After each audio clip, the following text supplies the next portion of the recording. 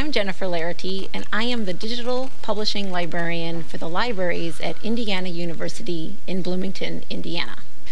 I also manage our institutional repository and journal publishing services under the label IUScholarworks. To me, scholarly communications are all the ways in which scholars communicate with each other and with the broader public population. They take many forms from the very formal to the very social.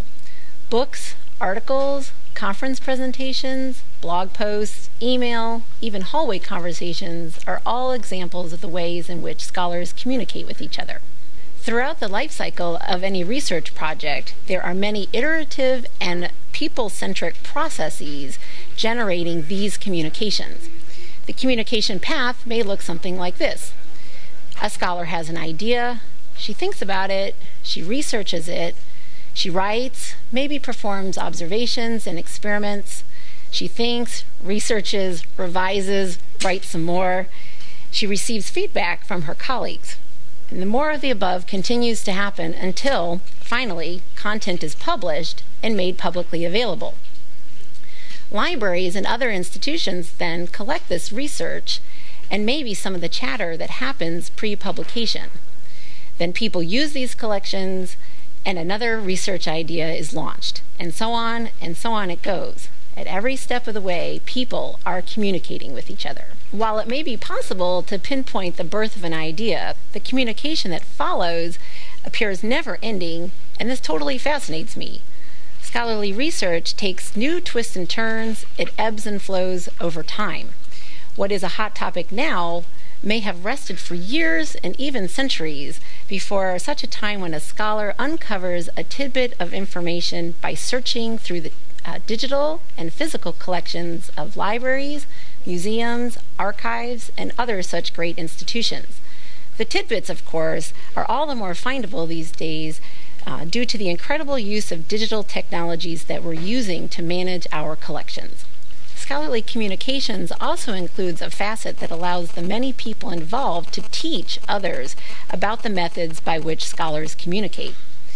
As a librarian involved in the scholarly communication lifecycle, I teach researchers about the resources available to them and the possibilities that exist for disseminating and preserving their scholarly output. I also have a responsibility to users, such as students and to the public, to explain to them how to gain access to the output of scholars. This is challenging, but illustrates that library staff are bridges connecting people and information.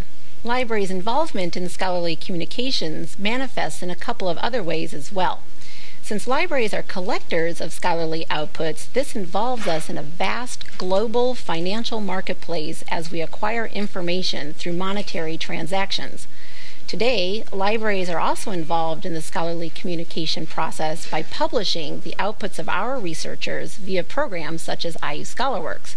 In turn, as always, we diligently work to preserve and make materials accessible.